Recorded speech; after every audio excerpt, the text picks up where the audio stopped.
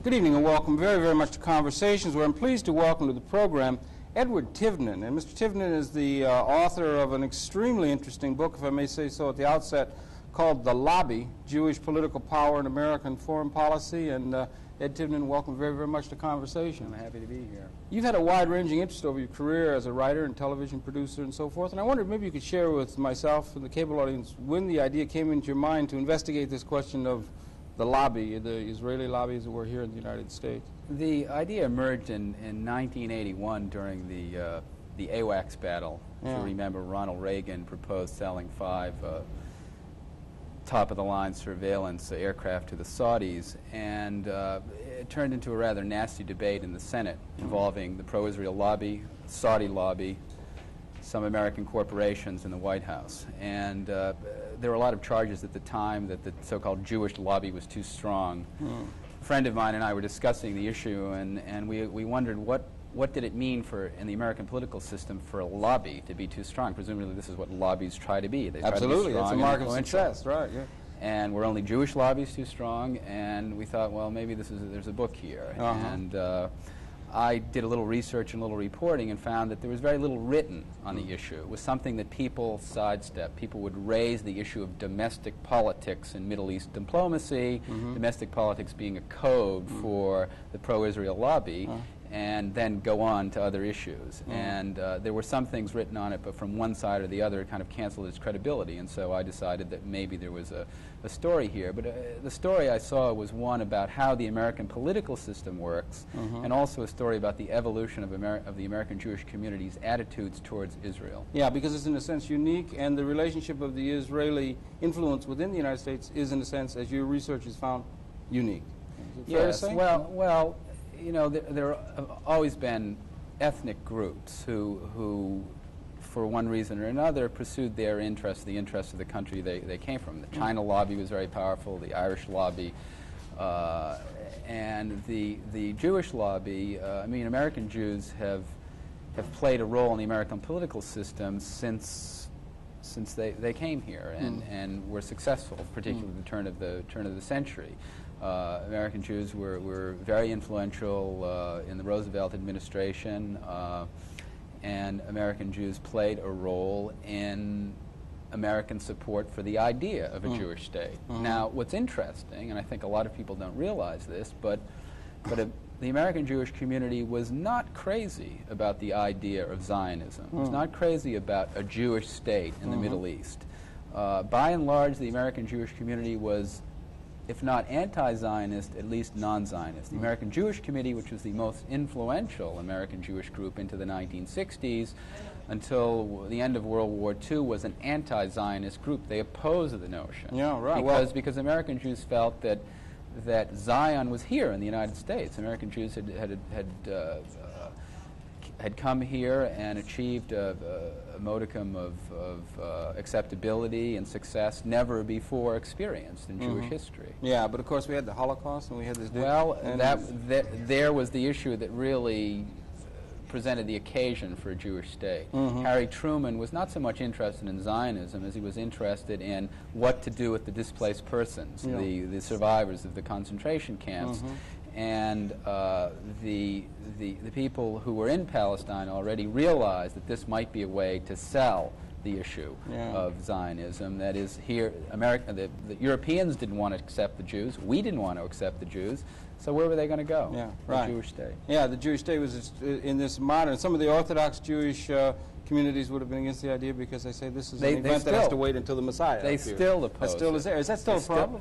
Well, no, I mean among the Jewish. The Orthodox, the Hasidim and other groups, because the Jewish state, Zion, is not supposed to come until after the coming of the Messiah. Right. So it's really blasphemous to set up a secular Jewish state in the Middle East. Of course, there's a major presence of Orthodox Jews in Israel, but they're kind of there keeping an eye on things. Yeah. And the attitude in this diaspora, or the American Jews toward Israel, has been one throughout since '48. Has been one that's obviously in support of Israel, and the political fortunes of Israel changed. Labor government, the things have changed, but the attitude of the American Jewish community toward Israel has been has evolved through time as well, and that's something that you're interested in. Yes. And the influence of pro-Israeli policy lobbying within the Washington scene is the thing that you particularly focused on. The lobby, the pro-Israel lobby itself, is really two groups. It's the American Israel Public Affairs Committee, which is the only registered lobbyist for Israel in Washington. Okay. It's not a non-profit group like many Jewish groups. It's basically the American Jewish community's lobbying arm in Washington. There is the Conference of Presidents of Major Jewish Organizations, which is the other lobbying group, which really represents Jewish interests in the executive branch. Both of those groups were created in the mid-1950s as a counterbalance to what American Jews perceived and the Israelis perceived as the Eisenhower administration's tilt to the Arabs. Now, a lot of people say the Jewish lobby is very powerful. Well, it wasn't powerful enough in 1948 to keep Harry Truman from putting an arms embargo on in the Middle East, making it difficult for the Israelis to fight the Arabs. It wasn't powerful enough in 1956 when the Israelis invaded the Sinai during the Suez Crisis, and the Eisenhower administration said, get out, and told the American Jewish leadership that if the Israelis did not get out, the American Jewish leadership would lose its UJA tax exemption. It wasn't until really after the '67 war and the 1973 war that, number one, American Jews really found out how much they cared about Israel in the '67 war, and after the 1973 war, American federal money, U.S. foreign aid, started to go to Israel. Which had been relatively little throughout the early history of the country. Almost zip. I mean, and then it built. Israel was supported in the 50s and 60s by American Jewish contributions, philanthropy, and German reparations. American foreign aid was minimal until really 1973. After the Yom Kippur War, we had to rearm the Israelis, and the money, approached $1 billion, and has gone up to the point where now it's $3 billion a year. And so, in the more modern experience, the influence has become stronger. I would say in the last 13 years, since the '73 war, the pro-Israel lobby has become powerful for a lot of reasons that have nothing to do with the American Jewish community. The Congress changed after Watergate and the fall of Vietnam. A lot of young people came in who were worried about foreign involvements. It wasn't just a couple of people like Jacob Javits and others who kept the interest in Israel. So the lobby realized that it would have to change. It would have to become more aggressive. It would have to put, as the director Morris Amatei said at the time, a full court press on the Congress to keep that money flowing. The money was crucial to the survival of Israel. Now, when I raise the issue of the lobby, immediately people think, well, you're against the Jewish lobby. You're anti-Israel. I am not against lobbies. I'm not against Jewish lobbies. What I argue for is that the current lobby has skewed the image of the American Jewish community and made it seem more neoconservative and conservative than it really is. American Jews still remain the most progressive and liberal group in the United States. But they have been willing to support rather right-wing governments within Israel and right-wing developments within Interestingly, they have supported them in public, and in private they've criticized them. All of the polls of the American Jewish community for the last 12 years have shown that American Jews have opposed Begin's efforts to annex the West Bank, have supported efforts to sit down with the Palestinians and talk about peace as long as Israel's borders can be secured. But it's this problem of, if we speak out in public, we give ammunition to the enemies of Israel and to the anti-Semites, and therefore it's a problem. I argue that... Rather a wartime-like mentality. You have to keep a... Maybe they feel a sense of wartime psychology, Israel having been under siege and war things. I think there's that in the sense of the older segment of the community which lived through the 30s and 40s, where anti-Semitism was really strong in this country, have this sense of doom. But the fact is that whereas in the 1950s there was a question as to how America was going to go in the Middle East, right now there's no question that America supports Israel. Ronald Reagan has become the most pro-Israel president since Lyndon Johnson. George Shultz is arguably the most pro-Israel Secretary of State in history. So what's the worry?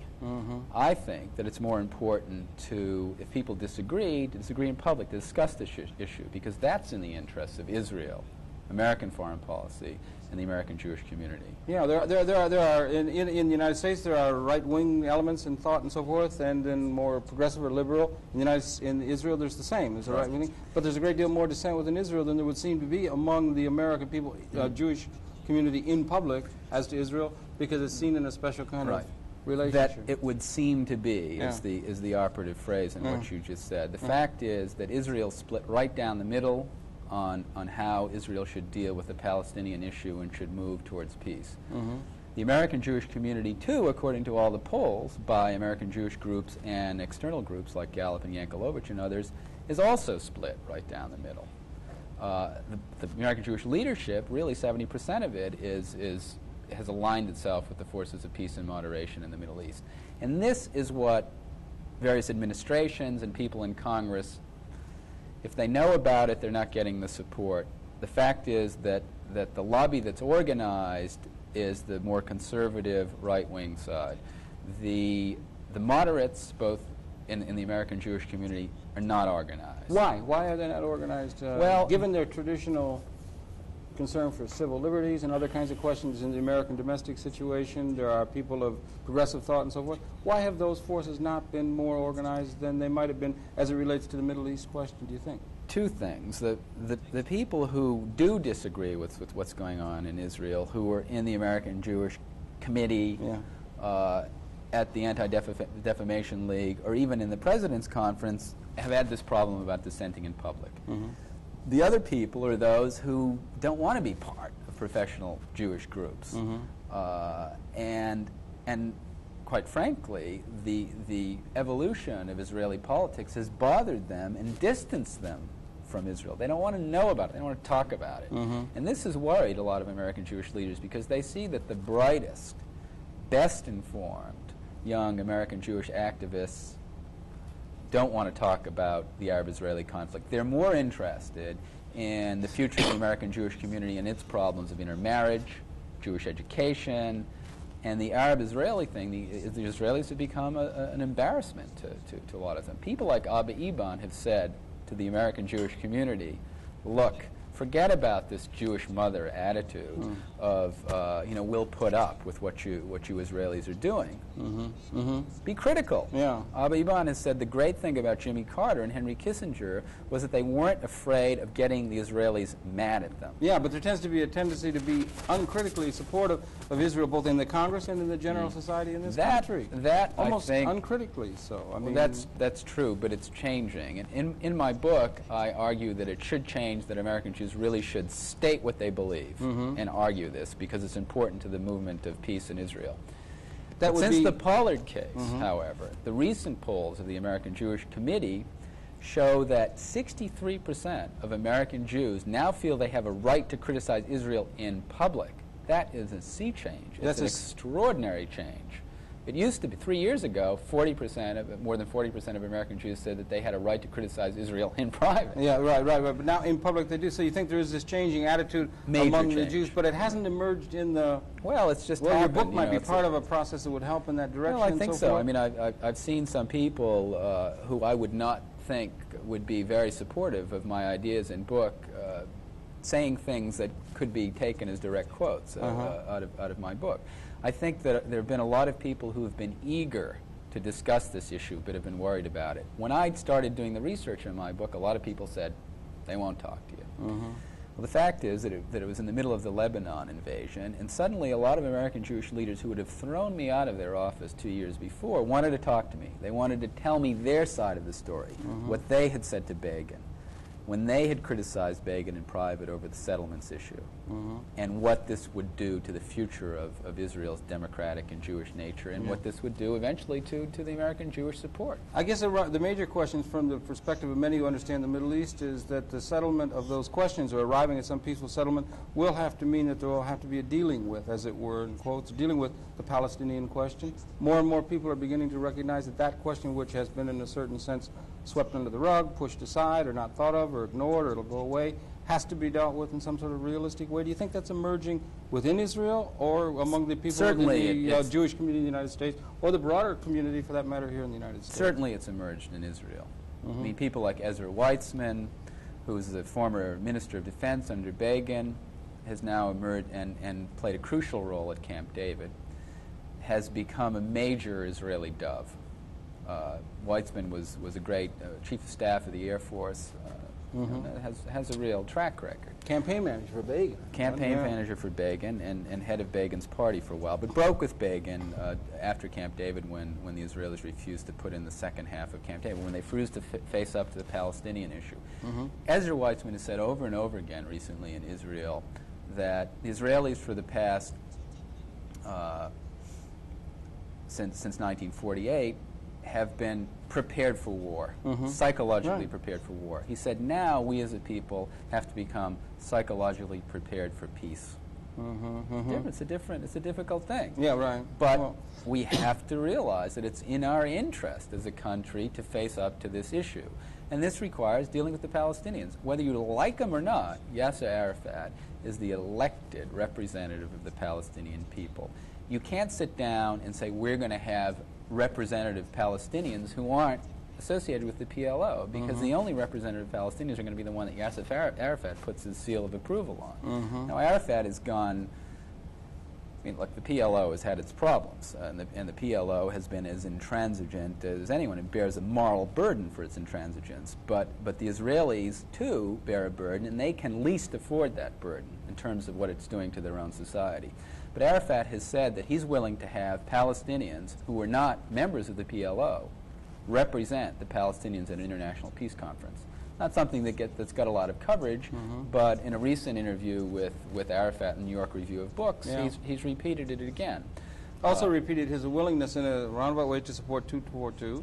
Resolution 242. Yeah, always implicitly. Unfortunately, he's not said it explicitly, so people can say, but he's not said it, and he keeps pulling back and he keeps breaking these agreements. So the operative thing on the part of the Israelis is that they have to recognize the right of Israel to exist, which they say they still has to be vouchsafed, and this is part of a geopolitical reality that seems to be sure, and the Palestinians say that the Israelis have to recognize the Palestinians' right to self-determination. So, I mean, let's just sit down, forget about all of these preconditions. I feel that, let's call everyone's bluff. Sit down at an international conference in the glare of international publicity, have the PLO there, have the Syrians there, put the Golan Heights on the table. United States, Soviet Union? No, the United States, Soviet Union, everyone sits down, and if the Palestinians and the Russians say, we want Haifa, we want Jaffa, we want the whole thing, the Israelis can say, goodbye. We told you so, goodbye. Otherwise, maybe something gets moving. I mean, I think there are problems with an international peace conference. Some people have argued that it's a non-starter, but what else is there? It's the only starter we've got. And yet it seems to be, if not on a back burner, right past the back burner at the moment as we talk in June of '87. It was steaming about 3 weeks ago, and you know, you have a difficult situation, which is symptomatic. In Israel, you have Shimon Peres, now the foreign minister, says he wants an international conference. Yitzhak Shamir, who's the prime minister of Israel, says he's dead set against it. So you have the foreign minister and the prime minister beating each other up daily in the newspapers. What does that mean? Well, the fact is that American Jews and Congress will continue to support Israel, justifiably. A lot of good reasons to support Israel.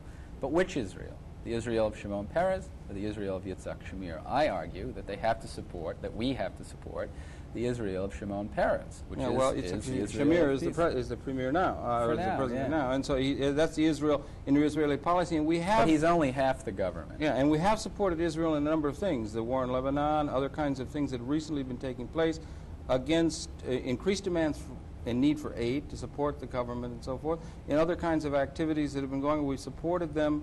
And there seems not to have been a vocal voice of support within the Congress, within the American citizenry, within the Jewish community that's had active political support to affect American foreign policy, to tilt, as it were, toward or to bring moderation and the demands of the people in Israel to be totally independent of any American influence and so forth. But in our own interest, do you feel that we ought to try and support some of these moderate interests? Oh, I think we absolutely have to. And I would argue that those American Jewish dissidents, people like Arthur Hertzberg, who's vice president of the World Jewish Congress, Phil Klutznick, who's also vice president of the World Jewish Congress. These are people, I mean, incidentally, Arthur Hertzberg was, for 7 or 8 years, a member of the Zionist executive. He's been a major player in this issue. those people have really been pushed to the margin. You know, the American-Israeli relationship is about aid. It's about military and economic aid, and that's about Congress, and that's where the lobby operates. Now, the problem is that people like Hertzberg and others who disagree with what's going on in Israel somehow have to find, they and their constituency have to organize. And they have to be able to, go ahead, I'm sorry. And my argument is that Jewish lobbies are okay, but all sides of the issue have to be representative. And I think there really should be an American Jewish peace lobby to make that. So senators and congressmen, you know, a couple of years ago, 18 rabbis marched down to Washington. They were liberal American rabbis, Hillel, intellectuals, went to Congress and they said, look, we are against what's going on in Israel. We're against the Begin-Shamir settlement policy. We think that there should be a movement toward peace. And various congressmen and senators say, we agree with you, but who are your constituents? Yeah, who are your constituents? The other guys are organized, and if we agree with you publicly, we get hammered, and suddenly we lose campaign financing the next time we're out there because we'll be portrayed as anti-Israel. Yeah, and that campaign funding has been very important in terms of the contributions to that. Absolutely. And the influence that they've had on the American system, and the influence on the American psychology to where if one were to take a position against the lobby's position, as it were, all of a sudden you're anti-Semitic, and you're also maybe you know, not remembering the Holocaust, and these kind of sentimental issues in a certain sense come into the fray, and it has an inordinate kind of influence upon shaping American consciousness. It's an easy weapon. Political policy. It's very easy to say, and it's really easy to shut someone up by saying you're an anti-Semite. Yeah, I mean, what do you say? No one wants to be called an anti-Semite. Worst of all, a real anti-Semite. Well, that's, right. But the fact is that if you're a moderate American senator or congressman who's on the record as supporting Israel all along for 10 or 15 years, and suddenly you waver on the AWACS issue because your president, the head of your party, if you're a Republican, said, I want to win this one. And then suddenly American Jewish groups turn around and put up a lot of money against you and beat you. This happened after the AWACS battle when Roger Jepsen, a senator from Iowa, I guess it was, he had been very pro-Israel. He had delivered the keynote address at the AIPAC conference, ironically, 6 months before the vote, but 48 hours before the vote, Ronald Reagan called him into the office and twisted his arm. And he came out and in tears and said, I'm going to vote with the president. Jewish groups organized against him and beat him. Now, I raised this issue with Moshe Ahrens, the former ambassador of the United States and defense minister for the Begin government. And I said, and it was because it was that fall, and I said, Roger Jepsen, he's in big trouble. And he said, Roger Jepsen, he's been a real friend of Israel. I know Roger Jepsen. And I said, well, you know, he voted with the president in the AWACS thing. And he said, but I know why he voted with the president. He voted with the president because the president said, I want you to vote with me. Right. And the political realities that ought to be recognized there. And he said, if the lobby is hammering Roger Jepsen, that is not in the interests of Israel, in the long-run interests of Israel, because Roger Jepsen was a friend of Israel. Yeah, right. You see, and this is what's happened. Anyone who stepped out of line has got hammered. And there's a lot of resentment. I mean, if I were Israel, I would want the friends of Israel in Congress to be real friends, not to have been intimidated into supporting Israel, because I would know, as a pragmatic politician, that if Israel slips or the lobby slips for some reason, then those guys are going to come out and hammer us. Well, are you encouraged, and you see developments within the United States, that there might be developments towards support of these kind of more moderate positions within the American community? Oh, I think it's absolutely crucial for the future. And that in turn might be crucial to peace in the Middle East in a real. Well, you know, some people, Connor Cruz O'Brien and others, have argued that it's really insoluble, that this is a siege and it's this far away from becoming Northern Ireland. I think that is a danger, but I say let's not quit yet. That there is a growing exhaustion in Israel with war and hostility. Economic problems of their own, and peace dependence upon foreign aid. Domestic problems of all sorts, including the Israelis think that the most pressing problem in Israel now is not the Arab-Israeli conflict or the economic problems. It's the tension between religious Jews and non-religious Jews. The Oriental and Western. There are all sorts of problems, and when most of your economy is tied up in defense and in war, this gives you a little opportunity to make a life. And the fact is that now, for the first time in the past few years, more Israelis are leaving Israel. More Jews are leaving Israel than coming in. Yeah. And for the Israelis, that's a strategic problem. Yeah, they've always given the impression Israel's under siege, it's an emergency, and there's been that sort of tenor to things as far as the American Jewish community towards that. Probably, in a certain sense, continues, but perhaps the mark of the fact that there's some new possibility might be that there could be a moderation ability to look at both sides of the question, as it were, not only by the Jewish American community, by the American community and the political leadership of the American community, because there is also an Arab side to all of this and a Palestinian side to this that might better be understood other than in propagandistic terms. It would be naive for anyone to think that there aren't two sides to this issue. Yeah. Now, whether you agree with the other side or not, I think it's important, particularly in the Congress of the United States, that these issues get discussed. They don't. They really don't get discussed. And a lot of senators and congressmen said to me, and their aides said to me, including Jews, said, look, the problem is that the resentment is building because these guys want to debate this issue. They're forced to leave their brains outside of the Senate. And that's not good for Israel, American foreign policy, and the American Jewish community. And look, in the early 50s, American Jews wanted to have an equal partnership with Israel. Israel was set up by the World Zionist Organization for Jews every place, and American Jews wanted to play a role. That equal partnership very quickly became a silent partnership, and I think now, perhaps after the Pollard case, it will become more of an equal partnership, and that will be good. That will be good for all concerned, really, in a very real sense that there could be, and that would also open the avenue for some criticism, as it were, and perhaps an airing of the issues in a broader, comprehensive context that the times call for. I think so. Look, the Middle East is a crazy place, and as it becomes increasingly nuclearized, what does this mean? What does this mean? If people are walking around with nuclear backpacks, you know, and suddenly it's not a Stinger missile that you can put on your shoulder and blast away an Arab bus or a Jewish bus, but you've got a nuclear device. I think that it's in everyone's interest. I mean, the labels are there: pro-Arab, pro-Israel, pro-American. The most pro-Arab, pro-Israel, and pro-American thing is to pursue peace. Yeah, absolutely. Pursue peace. If there's a chance for peace to be arrived at, which of course many people, I suppose, on the right would feel that there's no possibility of that until sometime for generations to come. But on the other hand, there are opportunities for that. There's a growing sentiment for that in Israel, and there is in the broader community. And there ought well be a growing sentiment for the possibility of possibly looking at the other side in the interest of arriving at a peace that might be possibly within our grasp. Right now, the International Peace Conference is on the boards. In Israel, Abba Eban, Shimon Peres, Yitzhak Rabin, a former prime minister, current defense minister, Ezra Weitzman, are all in favor of it.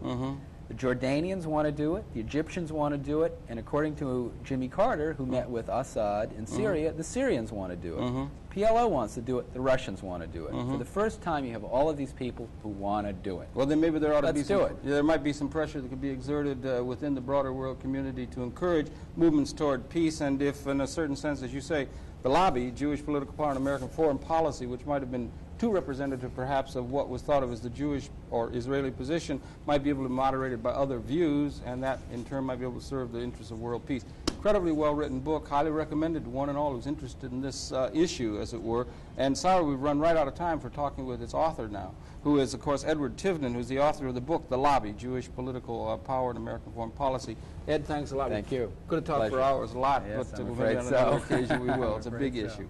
Happy to be able to bring you those perceptions. We invite you to stay tuned. There'll be more coming up in the same general topic area. That's it for this particular segment. We're coming right back. And Ed, once again, thank you very, very much indeed. Good, thank you.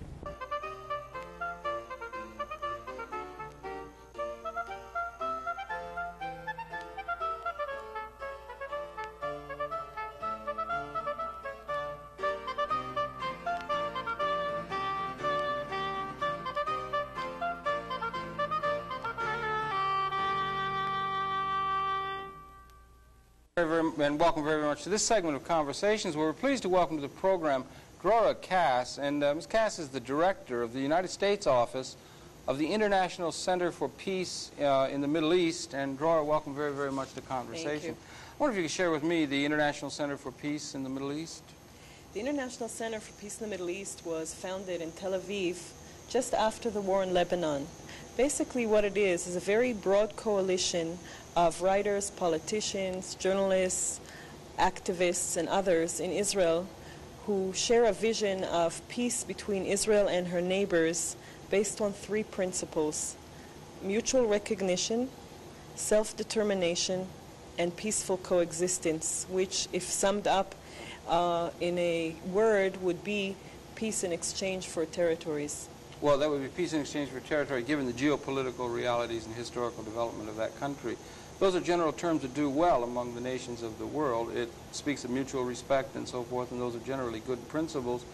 The terms and the means by which such could be arrived at with the immediate neighbors of Israel and the broader Arab community or the broader world is another question. There's a lot of tricky issues, and there must be general agreement in Israel that they're all interested and have a vision of peace in that war-torn land. There must be a great longing for peace. It's a question of how that is achieved, whether through strength or through, perhaps you have a view of it that looks to more negotiation and understanding the other side, a more moderate position from a militant right-wing position or something.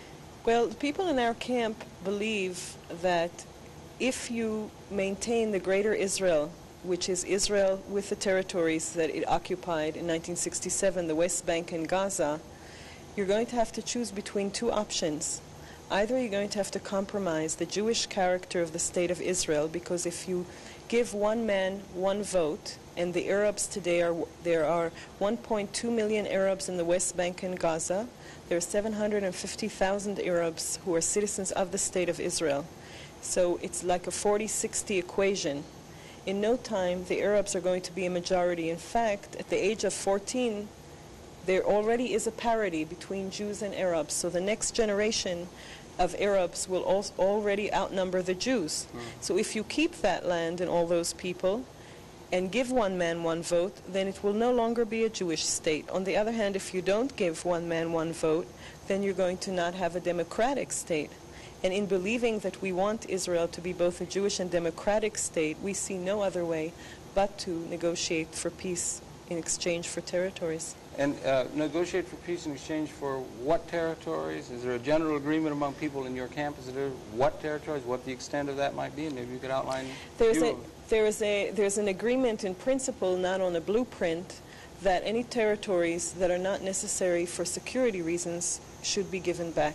And only those territories that are necessary for Israel's security, on which there is an agreement that we're talking about minor border rectifications, because we feel that there is no greater danger to the State of Israel than having 40% of its population, we're talking about the greater Israel, opposed to it. That will foment more violence, we feel, and will threaten the security of the State of Israel in the future much more than giving back those territories to some kind of an initially demilitarized Palestinian entity. Well, now when you say give back those territories, if I may, give back those territories, all of the territory that was lost in the 67 war, or what? How much of it, and what are those areas that would be reserved from that in the name of security? I think I heard you say. You know, what territory would be, as it was sort of returned or changed? We're talking about the bulk of the territories. The West Bank, Gaza? Of the West Bank and Gaza, the territories that were occupied, the bulk. What part not?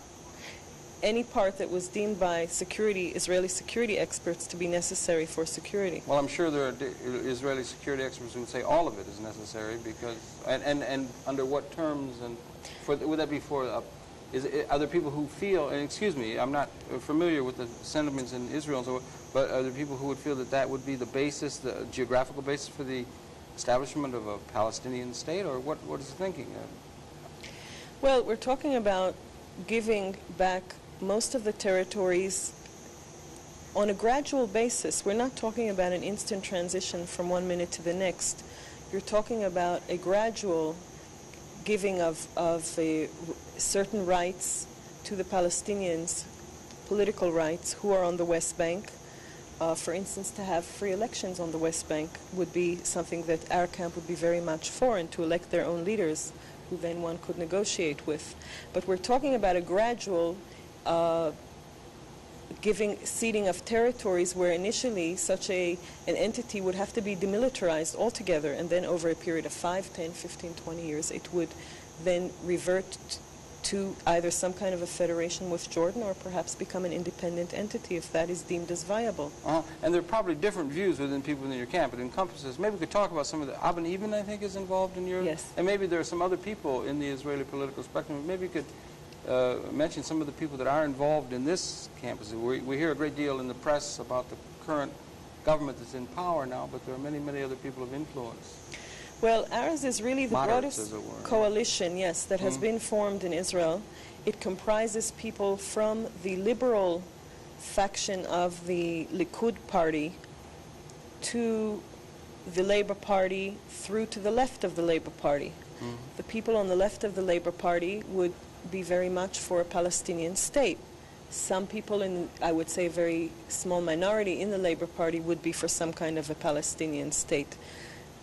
The bulk in the Labour Party would probably be for some kind of a federation with Jordan, or even what Abba Eban has suggested, which would be some kind of a Benelux situation, where the Palestinian entity would be comparable to Luxembourg, with Belgium and Holland being Jordan and Israel. How does that stack up in your view and as your understanding of the view of the leadership of, as is best expressed, the leadership of the Palestinian people and the interest of the broader Palestinian nation, both those that are within Israel and in diaspora? Well, I think that there is certainly an acceptance today, even if it has not been said loudly and clearly and enough times by the Palestinian leadership, in this case the head of the PLO, Yasser Arafat. I think there certainly is, on the part of certainly the majority of Palestinians on the West Bank and Gaza, recognition of the existence of the State of Israel, of the lack of reality of wanting to have Palestine as that whole territory. And I would say that the majority, certainly on the West Bank in Gaza, would be very much today in favor of a Palestinian state. Many Israelis are concerned that such a state would be only a first step in wanting to then go back to their homes in Jaffa and elsewhere within what is the State of Israel today. People in our camp feel that each side is entitled to their dreams. And what is more relevant is the reality of the politics, what is realistic.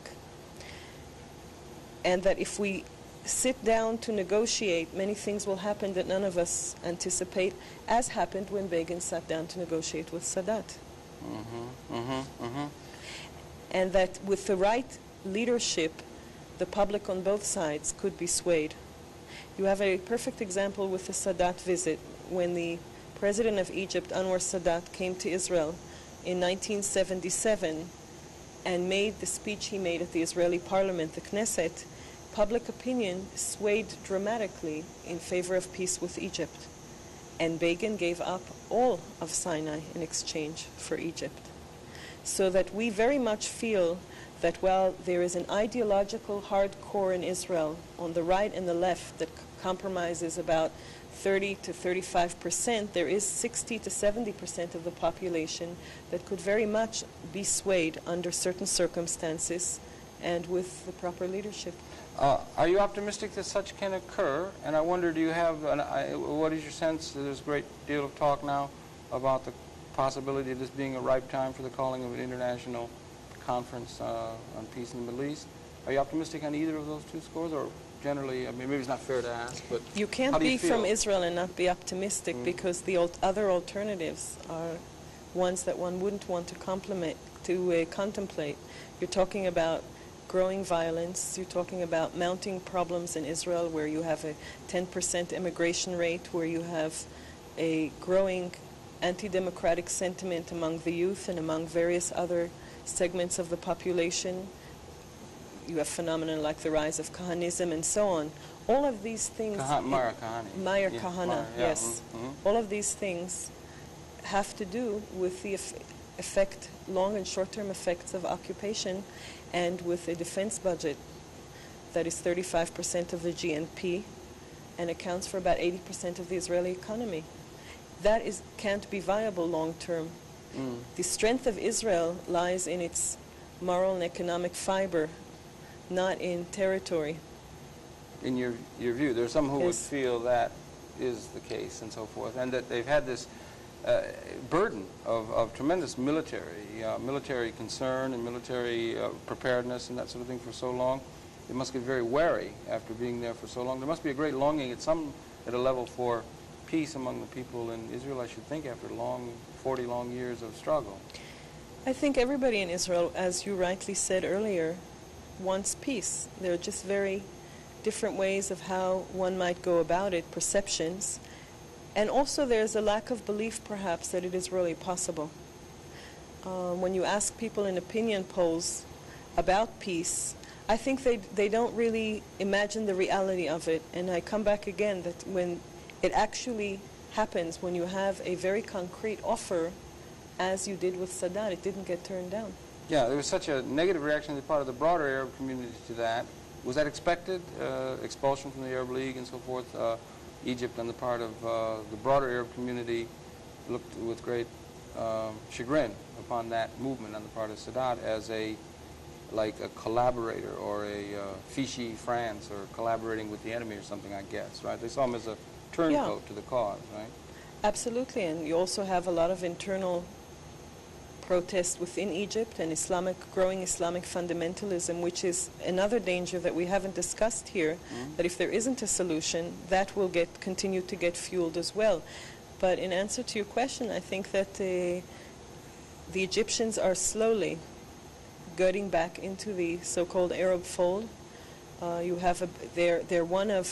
There's been moderation on the part of a number of Arab countries that have moved forward. Perhaps no one has moved forward far enough and clearly enough in order for the Israeli leadership to respond, but there are very, very clear moves, certainly on the part of Jordan, on the part of Saudi Arabia, on the part of the King of Morocco, so that the hardliners are getting isolated rather than vice versa.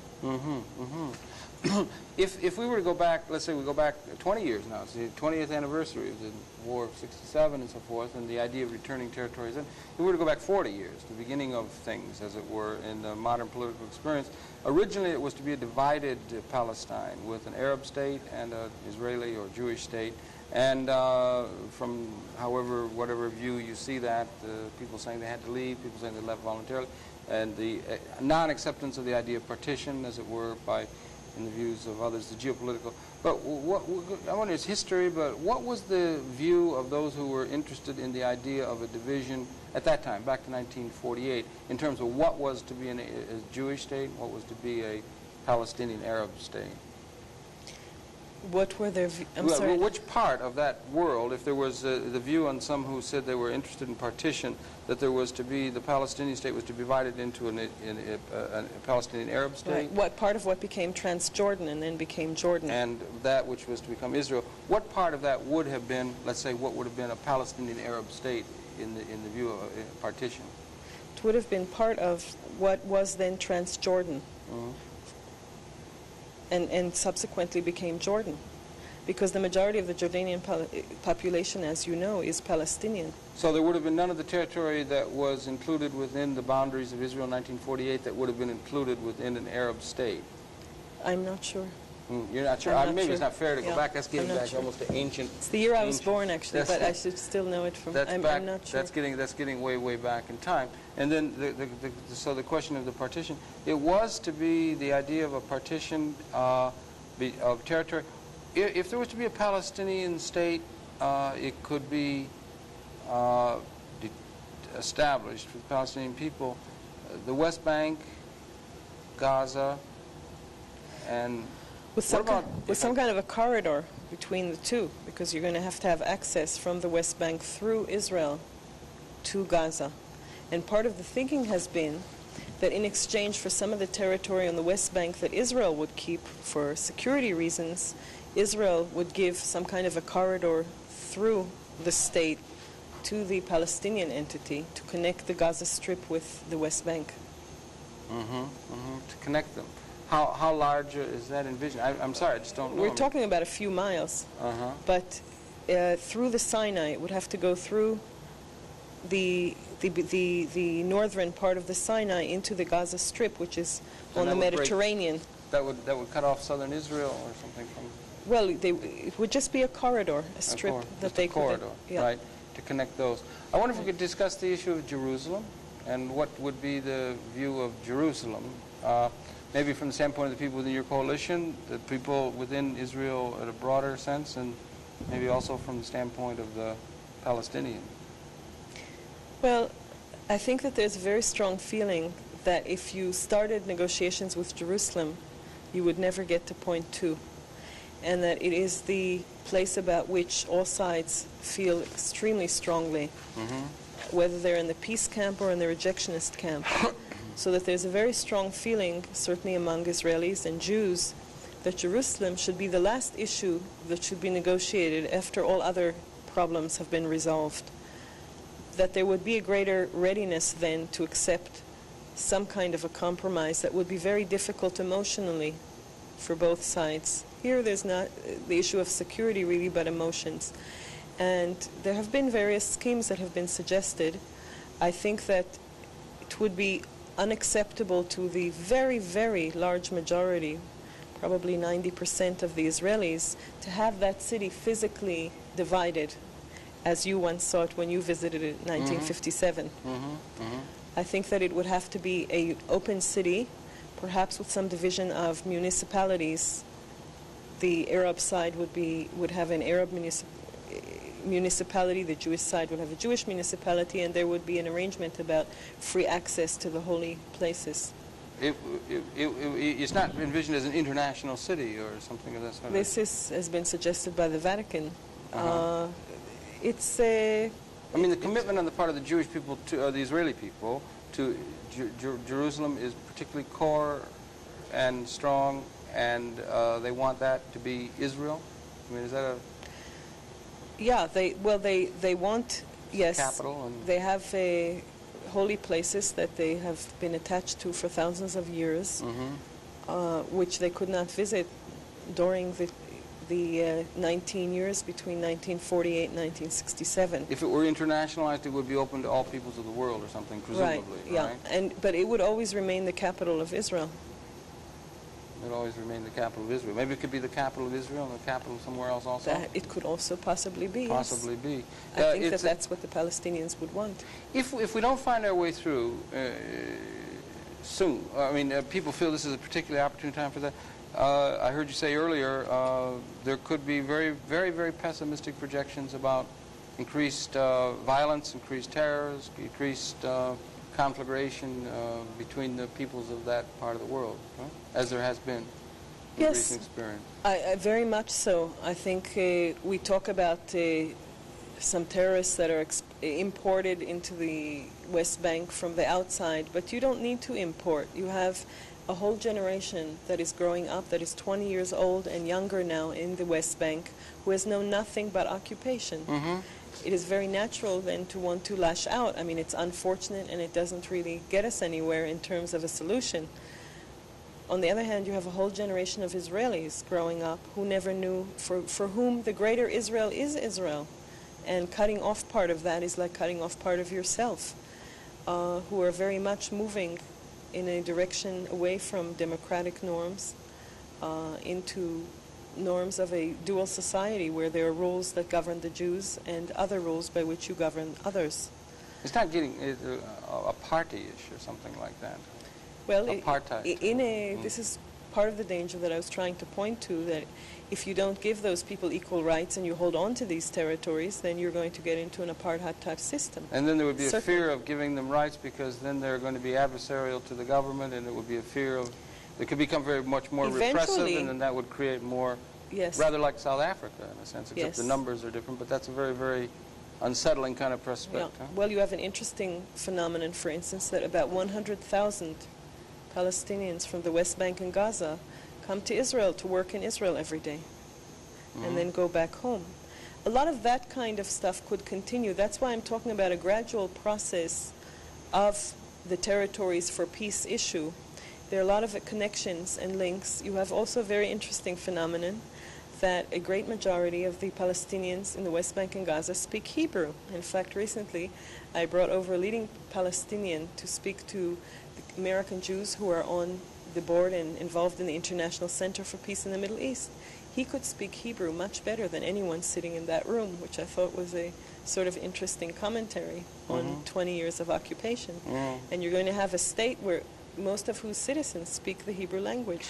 Do you think Israel has been established now for 40 years or so, and has had, by and large, certainly has had the undying support, as it were, of the United States behind it, and there have been measures in the United Nations condemning Israel, equating it Zionism with racism and other kinds of things, and broader expressions by the broader world community that is anti-Israeli, certainly the Arab community and broader community. Do you think there's any danger? There's 20,000 killed in Lebanon. There's other kinds of things that are going on, and the undying or just knee-jerk support of Israel, which has been characteristic of, let's say, the United States or even the Jewish community in the United States, might begin to erode, and that the support that has been behind Israel from, let's say, North America or other places could begin to erode as she becomes more and more representative or looking like a South African fascist government. I would certainly agree with you that if Israel becomes an undemocratic country, it would be increasingly difficult for the United States to support it as the bastion of democracy in the Middle East.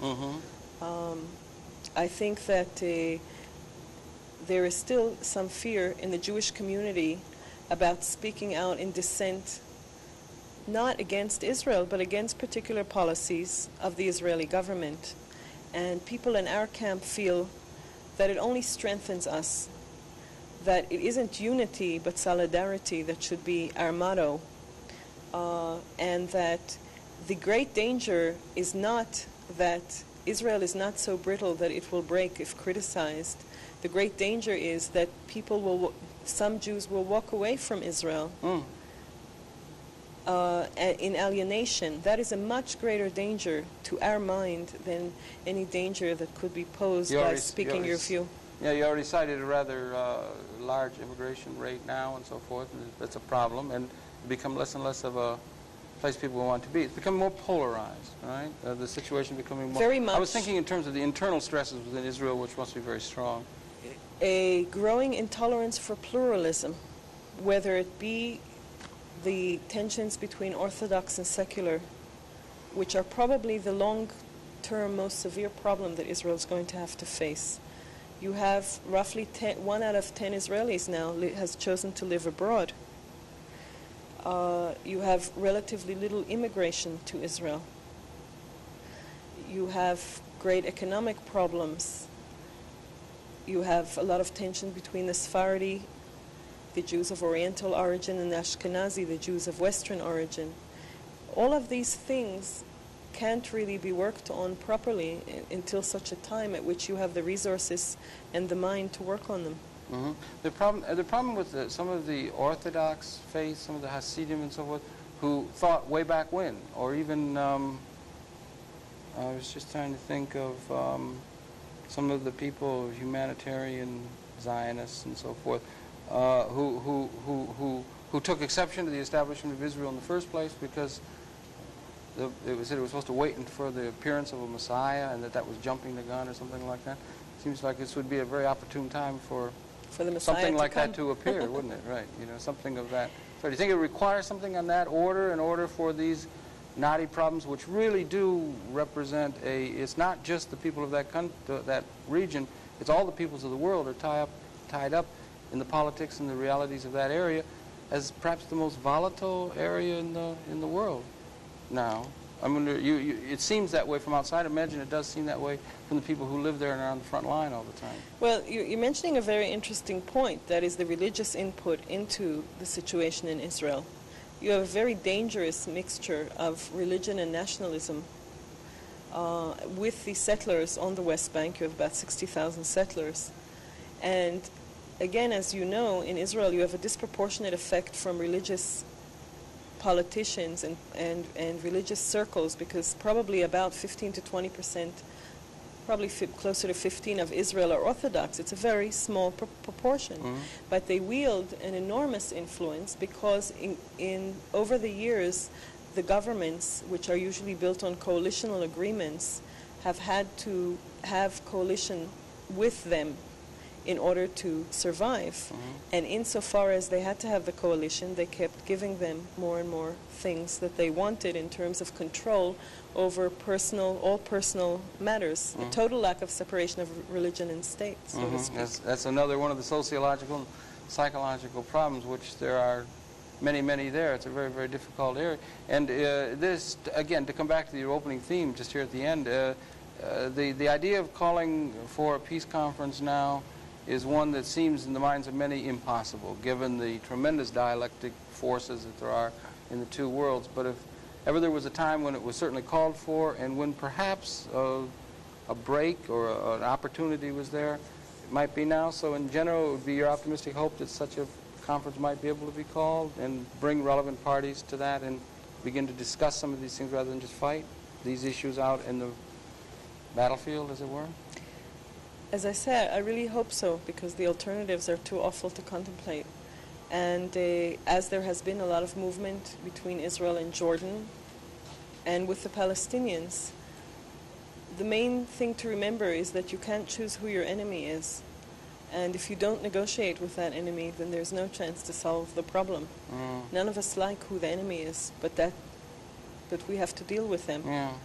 And part of the work that we do is to try to alert the public in this country, and particularly the Jewish public in this country, that there is the quote-unquote other Israel, a very large proportion, perhaps about 40% of the Israeli population, who thinks otherwise, who thinks that there is peace possible with compromise.